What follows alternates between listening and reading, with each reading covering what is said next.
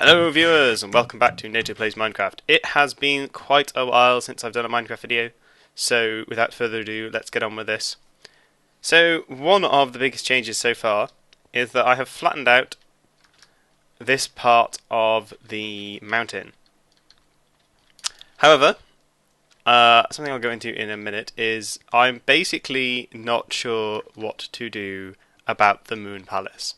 Now, if you watched the last episode, you will have seen my sketch. And over the past couple of months, past couple of weeks or so, I've been thinking about it, and I really don't like that design. It's too different, it's too modern, it's too futuristic. It doesn't really say fantasy like the rest of the structures do, or at least they're supposed to. So, in complete opposition to what I said last video, I'm actually going to not focus on the Moon Palace right now. It's such a big building and it's such a huge construction that I want to get it right.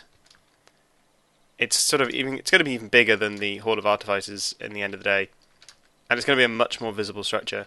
So a huge, great big white edifice of quartz just didn't sit right. I didn't think it would look right. You might be wondering what these two command blocks over here are for. Let's bring up my HUD again. So when you're in creative mode, the fastest you can remove blocks is at this speed, which is a fair pace. Oops, that's a fair pace, but it's not exactly fast. So I have these two command blocks here, which give me two items. Gives me a golden pick with unbreaking level 100 and efficiency level 100. It's called Cat. And then I have a golden spade, which has the same enchantments, and it's called JCV. So yeah, I have Cat and JCV. If you appreciate the reference, if you don't, they're Cat and JCV make excavating machines. That's the reference. Anyway, and these are much. Oh, hold on. If you are in survival mode, they are much faster. Unfortunately, then you can't fly and you can't do a bunch of other stuff. So swapping between the two has worked out quite well for me so far in just sort of flattening out this area. I wanted to get rid of the enormous, great big, because there were two peaks. There was a peak here and a peak here that didn't really work with the original design. And I hope to kind of slope this bit off here.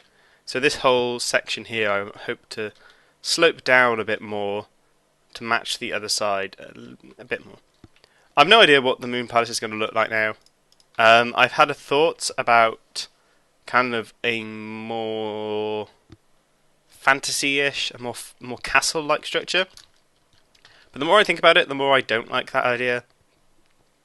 I mean, a traditional big castle in kind of white doesn't really speak to me. Like, I don't want a Disney castle that would just wouldn't fit. I want it to look different and interesting and special.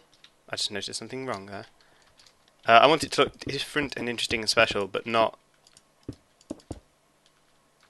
I don't know, not too different. So it looks like it could have been built by whoever built the rest of this stuff, but a lot more sort of effort and time went into constructing it. So, what, pray tell, am I going to do now? Hopefully make more Minecraft videos, but you might notice that this town that I'm building, this city, is lacking in one major area, and that's a city. That there aren't any buildings. There's no real city here for, well, to be called a city. There's a road. There's an underground hall, which you can't really see on the surface. Some bridges. There's a docks, which I'm really unhappy with. I really don't like these docks. I like the stairs up. The stairs up I like.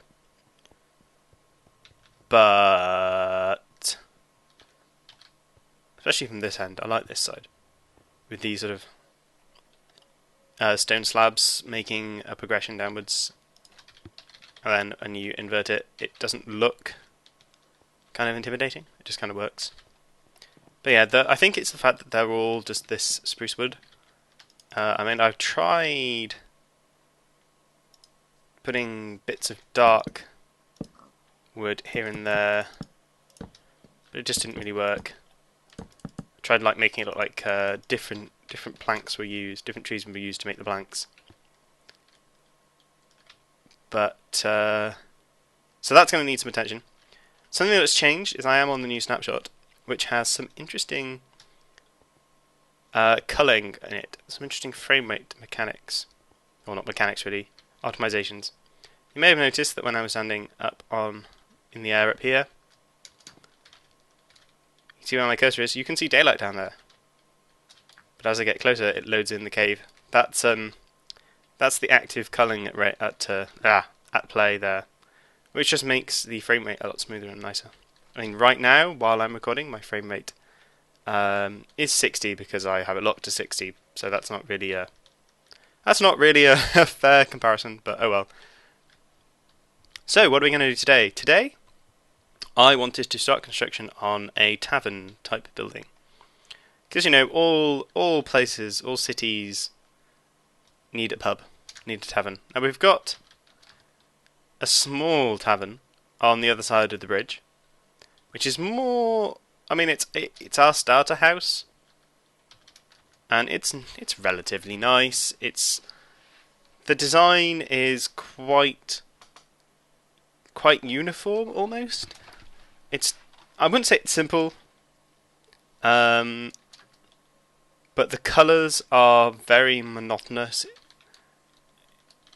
It's still using, you know, cobble and one type of wood, and generally, oh yeah, I'm creative. Well, it's still using one kind of wood. I like it, but I wouldn't want to use completely this style when doing a bigger building or a more important building. And I also like the fact that this sort of looks, in a way, it looks new. Like there's no moss growing on it. There's no kind of. It looks like it's a fantasy building, but it looks like it's a newly built fantasy building. It's in the style. It's in that style, but it's not kind of ancient. In comparison, the one I want to build over on the still yet named city. Still wondering what I'm going to call this city. Yeah, the still yet named city. I don't know what. Yeah, don't know what to call it. Over here, I want to try and build something a little bit different, make it look a little bit older. Try and focus on a different approach to materials, and sort of expand my library a bit. Anyway, I've done a test piece over in Creative, so let's go have a look at that, and I will have a talk about it there. Okay, so here we are over on the Creative world, and as you can see, this is actually quite a different approach. First thing you'll notice is there's more use of materials here. There's actually, I think, there's 1, 2, 3, 4, 5, 6. There's like 8 materials in here of various kinds, and I've tried to break up the form a little bit more. I'm also assuming that the kind of depth to weight ratio of these wooden planks is a lot lower than the ones used in the first building. Now that's important because the closer these beams are, the kind of older it will look. If you notice, old buildings often have lots of beams compared to new ones. That's mostly because now, even if you built a building mostly out of wood, we can calculate a lot better, and we have a lot better knowledge of construction than they did in the medieval times. So we can build in a lot more tolerance. Well, no, not that. We can basically worry less about the building falling over and use less materials. Hence why these beams are so close together, and why the windows are so small. Yeah, this is a bug in the current snapshot. Sometimes, like, the door doesn't update. Sometimes things don't update. Anyway, let's take a look inside. This is a very small example. And I'm still not convinced about the upstairs. I do like the roof structure in here. But these whole beams on the floor, I'm not so sure about. I did try using some carpet, but the problem with using carpet is, since there's a natural grid on the floor made up by these beams, you kind of, it feels wrong not to stick to that. Yeah, it feels wrong not to stick to that grid, and it also looks weird if you, for example, were to do that. Do this. As you can see, it doesn't conform to the grid at all, and to me that just looks kind of weird. I automatically want to do this, trim off that, oops, shape off this, bring it down, extend it out a bit more, and it kind of fits the grid that's created by these beams a lot better. But yeah, I kind of just developed this by messing around with the materials. The choice of, well, there are two important choices that I think make this better than the previous version, or three actually. The first one is using a mixture of gravel and cobblestone in the sort of fill layer of this bottom floor. Also using the stone brick as sort of cornering and doorways, because that reads a lot. This brick texture reads a lot heavier and a lot stronger than the cobble or even the gravel, so it makes the corners and the doorway stand out. You'll notice that if I swap out the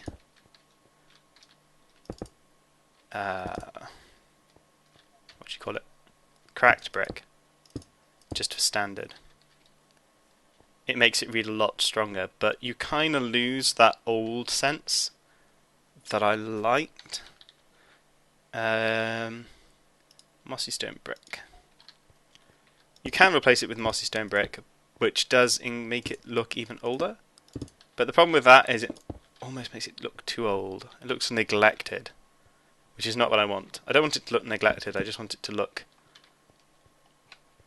worn, used. Actually, I don't know. I think that actually does kind of work. What you want to avoid, however, is using monster eggs for one thing.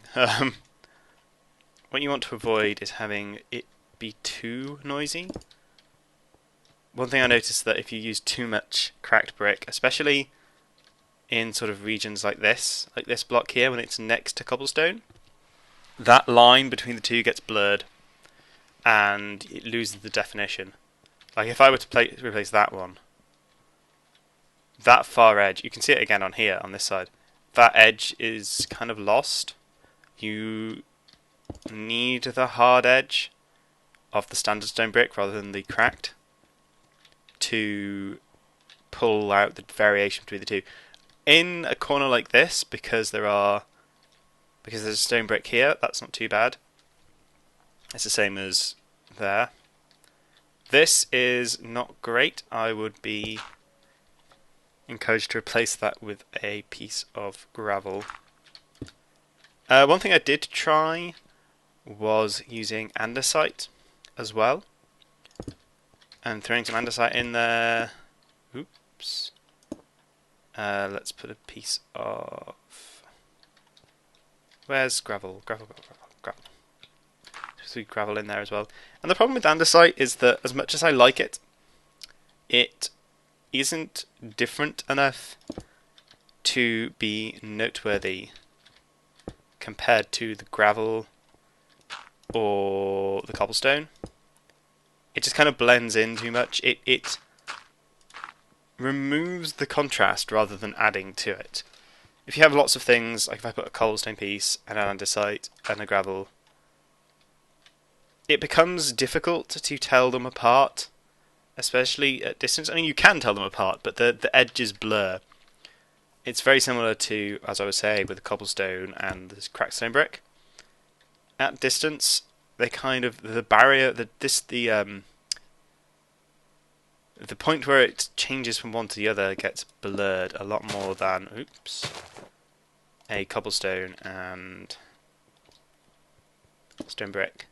which has a very sharp contrast. Even from a distance, you could tell the barrier, the transition between one and the next. The next big area is the choice of using this birch wood in comparison to these spruce planks, these birch planks and spruce wood. In fact, let's get rid of that. So yeah, birch wood, spruce planks. If I was to use other forms of wood, like the jungle wood, or even spruce wood or dark wood, this is one of the things. This snapshot is kind of full of bugs. There has been a patch, but it doesn't fix that much. Well, it fixes some of the major bugs, but not all of them. So we have here various different variations on it, and I mean the dark wood planks just blend in so much with the dark wood, with the spruce wood, that you lose it. The jungle wood isn't too bad, and the spruce wood again is too much like the dark oak.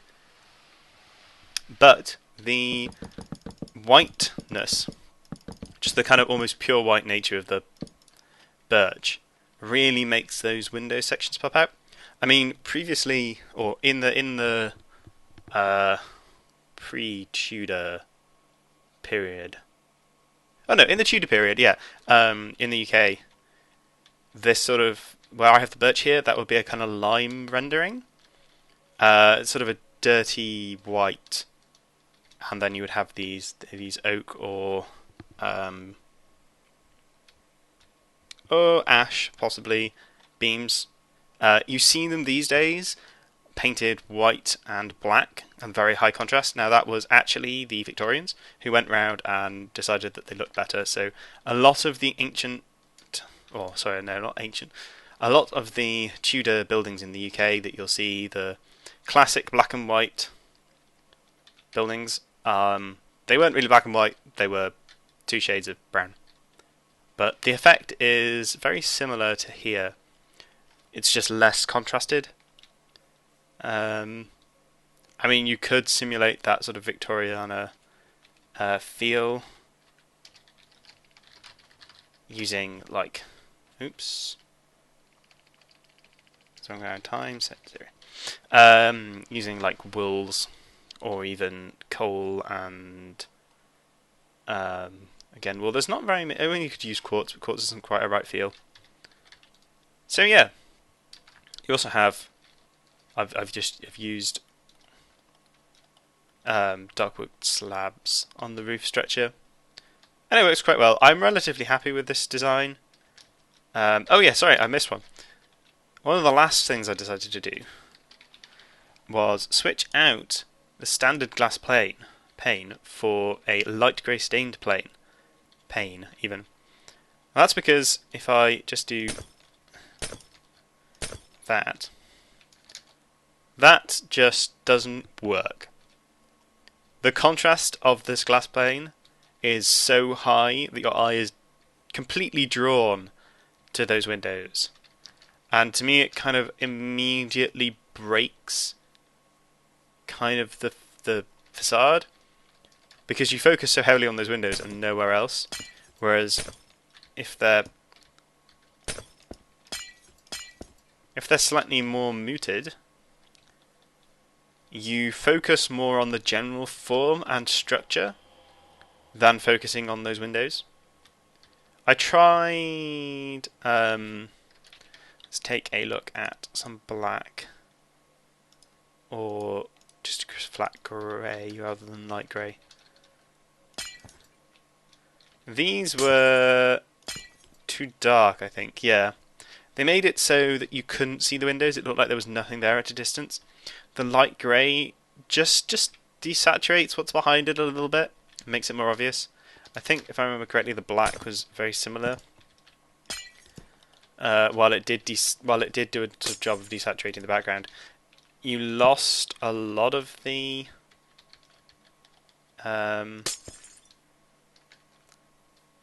Yeah, it didn't work. It darkened what was there instead of kind of lightening it.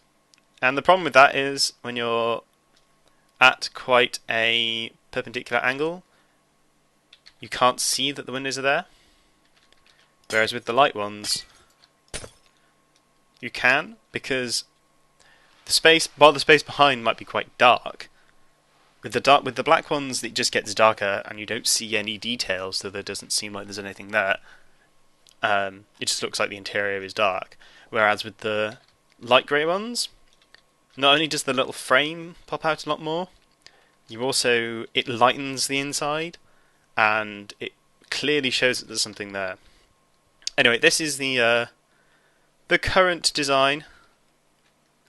I'm going to try and build a small tavern.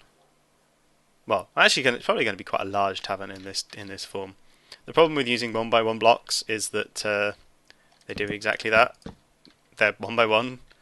If you want to have any sort of internal space, you're padding out your building by 1 or by 2 in every direction.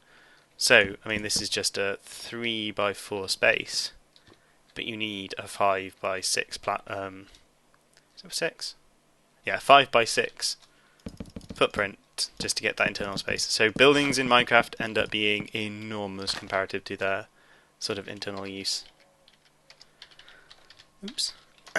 So yeah, hopefully, probably in the next episode now, because I've rambled a bit, I'm going to start putting together... Oh, this is my little test for lighting. I was checking to see if you could put lava under stone and see if it would melt ice, but it doesn't if there's a block there.